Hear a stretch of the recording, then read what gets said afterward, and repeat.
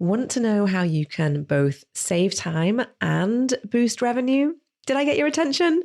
Yes, it's possible to do this with some of the software that is available to you as studio owners. And because I know that you're all about making your studio run smoothly, as well as growing revenue, I've invited Shamir Cohen to join me today to talk all about how to use automations in your studio business, what's possible and what works best. This is a highly valuable conversation that you'll want to listen to all the way through. Stay tuned. Well, hi there, I'm Seran Glanfield. I'm a business and marketing strategist just for boutique fitness studio owners like you.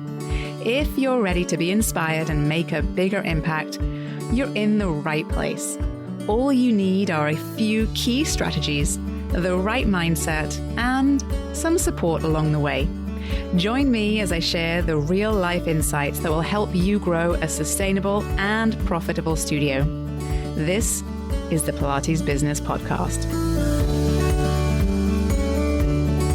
Welcome back to the Pilates Business Podcast. I'm Seran, and I'm so thrilled you're here with me today. We've got a fantastic episode for you, and we are talking all about automations. Now, if you don't already know this, I'm here to tell you that automations are a really good thing for your business. They give you back time, help you to streamline operations, and help to maintain a minimum standard of service for your members or your clients. And I know that you might be wondering what this means and what might be possible in the world of automations within our boutique fitness industry. And that's why I've invited my guest, Shamir Cohen, on today. Shamir has worked in software in the fitness and wellness industry for 13 years. So she's seen our industry evolve and grow. And today she's at the forefront of that ever-changing software and technology that is available to you as business owners. Shamir works at Brandbot, which is a marketing and communication platform that is designed just for boutique fitness businesses just like yours. And it's a tool that really enables a ton of different automated communication, text, emails, and so on, that can help you to stay close to your clients, which we know has an enormous impact on retention. So I'm super excited to dive in. Welcome, Shamir. Thank you so much for joining me. Thank you. Happy to be here and discuss more on Brandbot. So thanks for having me. You're so welcome. So why don't we start off by, why don't you tell us a little about your journey in the world of fitness and wellness, a little bit about you, and then tell us a little about what Brandbot's all about. What does Brandbot do? Yeah, so I have always been interested in fitness and wellness. If anybody's into astrology, I have a lot in my sixth house of my chart. And so always, has been a part of my life. And I started working at Mind Body several years ago and working closely with yoga and Pilates studio owners, and then, all across the wellness spectrum. And that was really nice to see small businesses starting up and then see businesses taking off with multi-locations and franchising. So, I was along the journey for a lot of those big brands that we see now. And I am from New York originally, now live in Charlotte, North Carolina. And I now work at Brandbot. So I'm super excited to, work still with fitness business owners and now helping them more with the marketing elements, focusing on that key part of their business growth. Obviously, all pieces of a business are important, but marketing is something that a lot of people don't think they need to start with right away, or they feel like it's something that, they can add later. It's not as worth it to spend, as extra overhead, but we're learning more and more now that that's just as important. So absolutely. It definitely is an area that I think as studio owners, you can feel like you're scrambling to catch up on for sure, for sure. Yes, absolutely. When I started at Mind Body several years ago, in 2009, people were like, online booking? Oh gosh, never. I will never do that. What is that? And now it's like, if you don't have online booking, who are you? So right. Marketing is kind of, had that day as well. Yeah, absolutely. So if some of our listeners may not be aware of what Brandbot is and what Brandbot does, so why don't you tell us what Brandbot is, what it does, and a little bit about how it's evolved over the years, because it also it was a platform that's changed over time as well a little bit.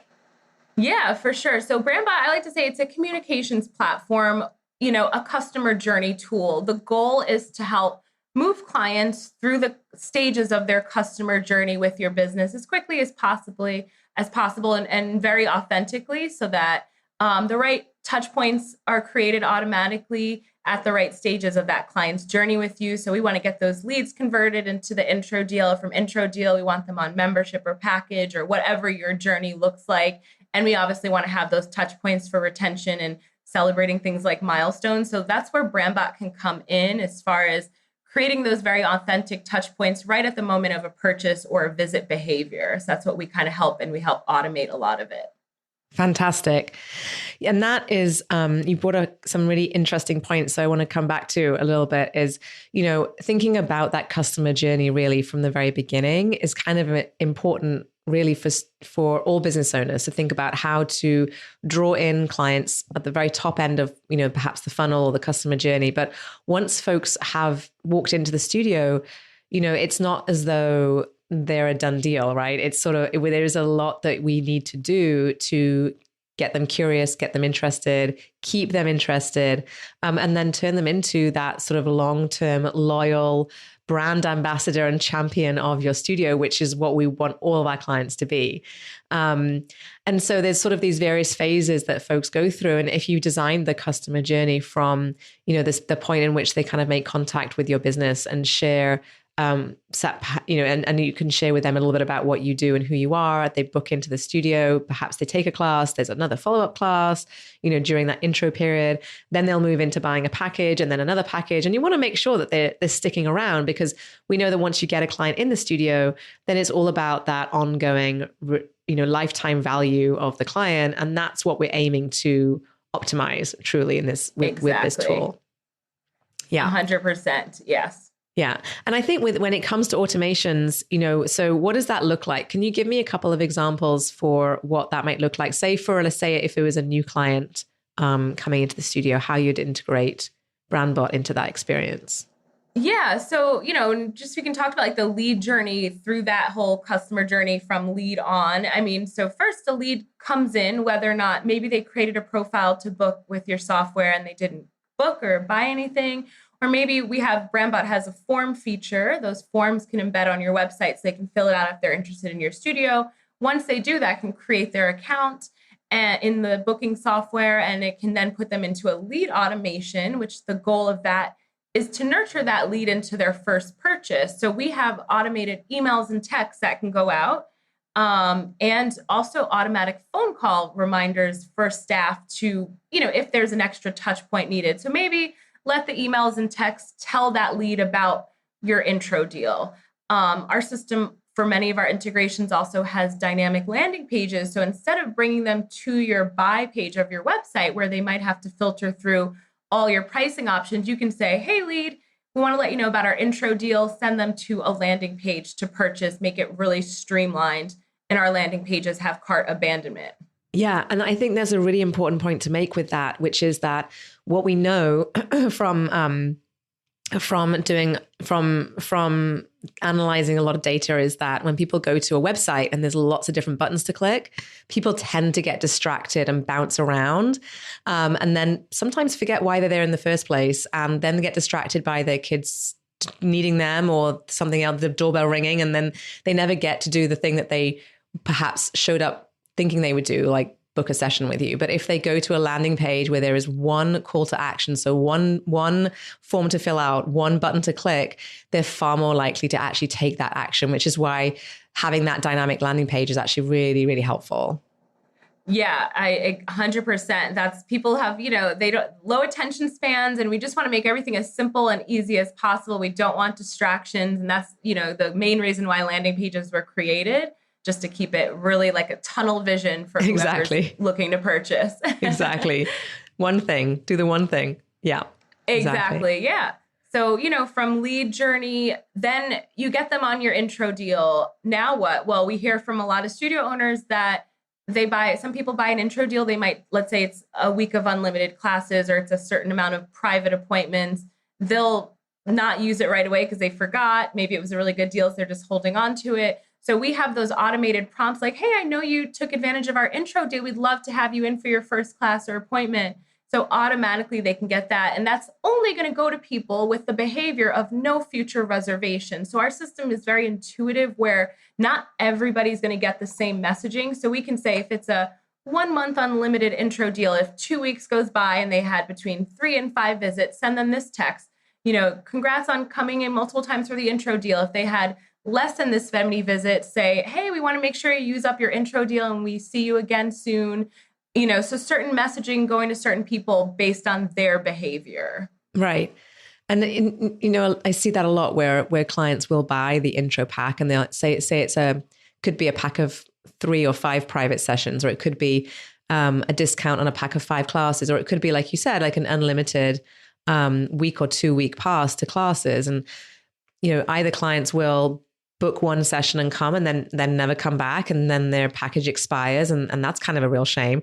Or they'll come on that unlimited and they'll come once and then never come, and then maybe not come back. And what we know from, working with clients, right, as a studio owner, is that usually clients will need to, and members will need to come multiple times to really feel the benefit of the studio that they're coming to. The first session is actually kind of the most intimidating. It's probably the most uncomfortable. Like the second or third time they come back, if they've had great experiences, then they're more likely to keep coming. So the key is we want them to come back. And that's where this software is so smart, is that we can, you can invite them back in, but you're not the one who's going to have to remember to do it.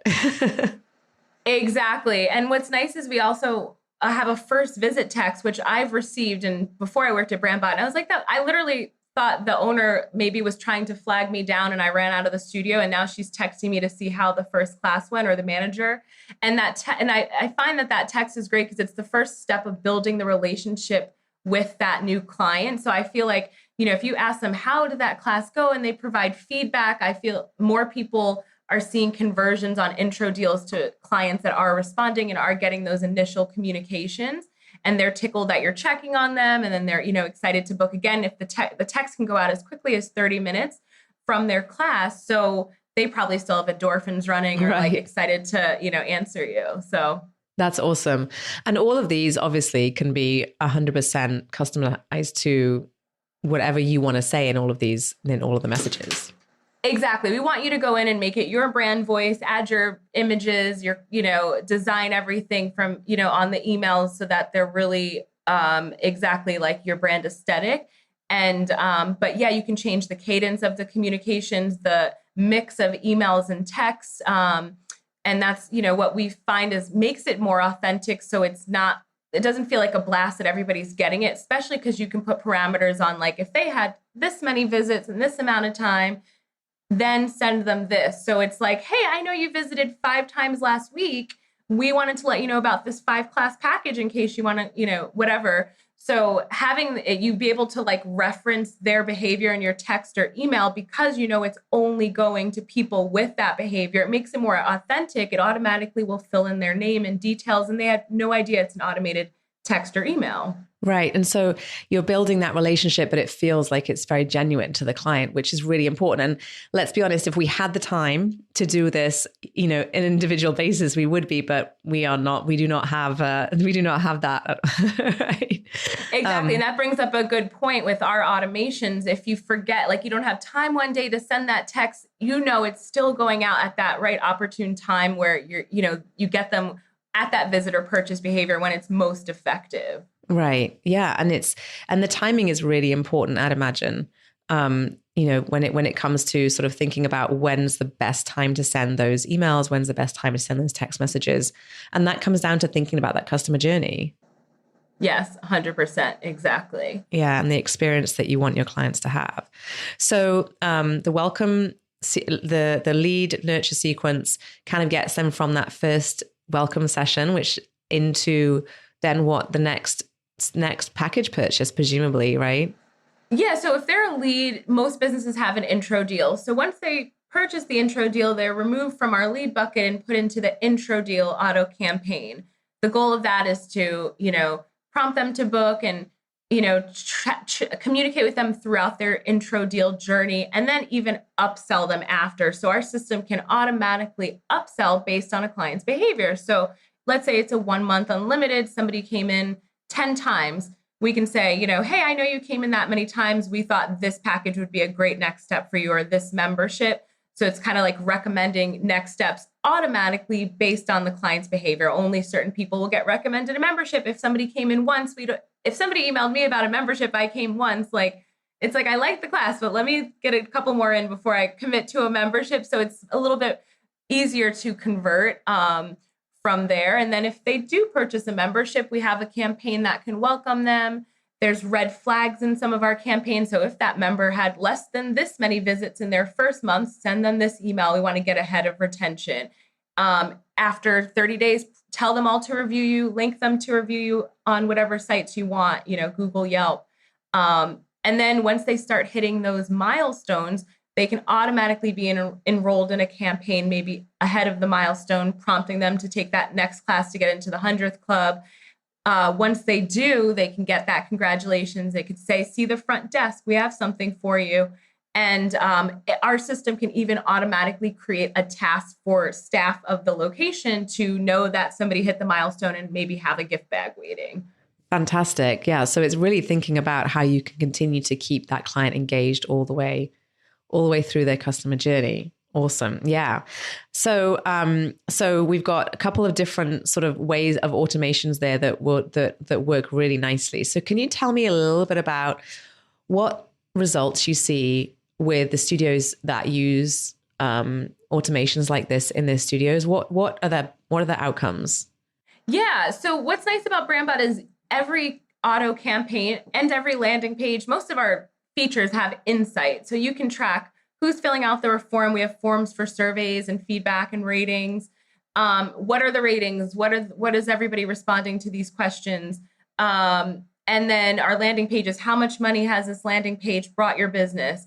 Some people create landing page specific to Facebook or Instagram ads they create so that when somebody goes to purchase, it drives them to the landing page. Then they have the cart abandonment, and then it can redirect them to the schedule page once they purchase. So our automations you can see the conversion. So if we go into our lead automation, how are leads converting? Okay, we have 100 in the campaign right now, and the conversion rate's 87%, which is a few of the accounts that I work with that I've signed up recently, their conversions have been around there for leads.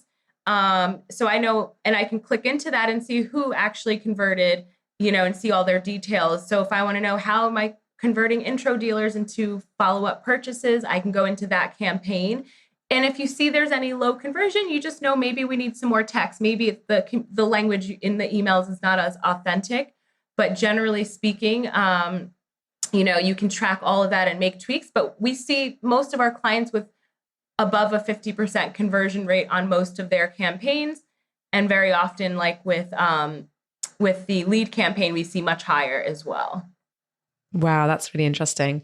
So imagine what that would look like for a revenue perspective. You have 50% conversion, and presumably, then it's all set up and it's all happening on autopilot. You're not having to touch anything. You can go in and make tweaks and changes, I'd assume, and that's probably what you'd recommend, right? Yeah, exactly. And people are always evolving their customer journey. So let's say you have an intro deal and suddenly in the summer, you realize after the first week, people are dropping off, but in the winter, they're, chugging through. So it's like you might add an additional step a week in to make sure you have that touch point communicating with them. So you can always tweak it. Some people's businesses change throughout the seasons. Some people just, with COVID, their business has completely changed. So they had to go into their automations and make tweaks, but we can, we have support to help with that. But most changes you can make are very, easily done. So. Yeah, that's really great. That's really helpful. Good to know. Lots of opportunity there for really making sure that retention is increased. And do you have data on how much of a difference it makes to retention numbers? So what we find is first of all, we recommend having a campaign, 1 month, no visit, 3 months is a good increment, 6 months, 1 year, and some people go from there. So what we find is 1 month, no visit, usually a high above 40% retention rate or win back rate when they do return after getting those automated communications. As time goes, gets further out, it's it's always a slightly lower conversion. So that's why we say if you have those in place, you'll catch those people right away at 1 month that you don't have to worry about really winning them back at 6 months or a year. So as as time goes by, the conversion will get a little lower. However, with our landing pages, you can pull in offline pricing options. So something that's not live on your, let's say, MindBody or Mariana Tech buy page. Our landing pages can still pull it in, kind of like hidden pricing options. So we can say, we haven't seen you in 6 months, want to offer you the intro deal again, want to offer you a free class. Other people can't take advantage, but it will go to those through that win back campaign. As soon as somebody reaches, let's say 3 months of no visit, they will get that email with that landing page offer. Maybe a week later, a text, hey, did you see our offer we had sent to you we'd love to have you back. So we can help with that retention, and just having campaigns in place from day one will be really helpful. Yeah, absolutely. And so when it comes to, say, that win back campaign, how much is it? Sort of one email that gets sent, or is it a series of emails? Or is that do you make recommendations on what that looks like? Yeah, I would say 1 month no visit, I wouldn't harass them because they might just be on vacation. They might just literally be busy. So it's nice to still do a little check-in. We don't need to offer them anything after a month. It's just nice to just check in. Hey, we noticed we haven't seen you in, hey, Seran, we noticed we haven't seen you in the studio in a month. Just want to check in. Let us know if you have any questions or, how we can help. Just a little touch point, and it's friendly. That's fine. Nobody's going to get annoyed with you. After 3 months, maybe offer them a free class. 6 months, maybe offer them the intro deal again. So the bigger the length of time, the better the deal. And as far as multiple touch points, I would say like 1 month, 3 months, one email, maybe also a text, or just either or is fine. 6 months, you definitely might want to have like a cadence. So a month later, I wouldn't bother them too much right at 6 months, but like have some cadence at whatever you want, like a month later, then maybe 2 months later. And combine the email and text. Some people are more into text. Some people are more into emails. If you're asking for somebody's opinion, how are they doing? Text is great. If it's like, we want to offer you this, that's where email is good. Nobody wants like blasts with all these promotions on their phone. There's a healthy mix there, but always good to mix it up within a campaign as well. Yeah. I mean, we're seeing more and more text messaging. Are you seeing that is a popular way to that is something that is popular with clients? You're getting good feedback from clients that text it works for them? Yeah. So, it depends on what they're saying. So if it's like for our first visit text, like, hey, Seran, congrats on your first class. How did you like it? Did you enjoy the instructor? Automatically, it'll fill in their name, even the instructor details. And you're asking for their opinion or emotion, something of that nature. That's where text is good.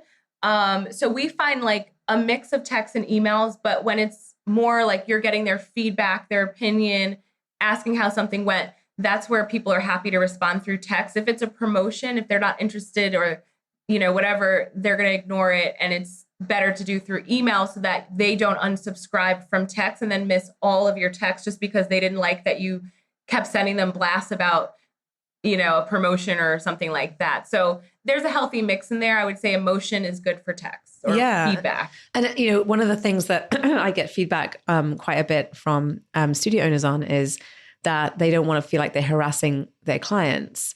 And so that is really a fine balance, right? Between giving them just enough of a perhaps a little bit of a nudge, I like to say, a little bit of a nudge to come back or to get in touch or to book another class, but not so much that they're really put off or feel like they're being pushed, Exactly. And also like, when everybody says that to me, I don't want to annoy my clients and all that. And it's so true. And it's so good that, people are now conscious of that. Cause I definitely get like nonstop texts from all these like product lines I'm subscribed to.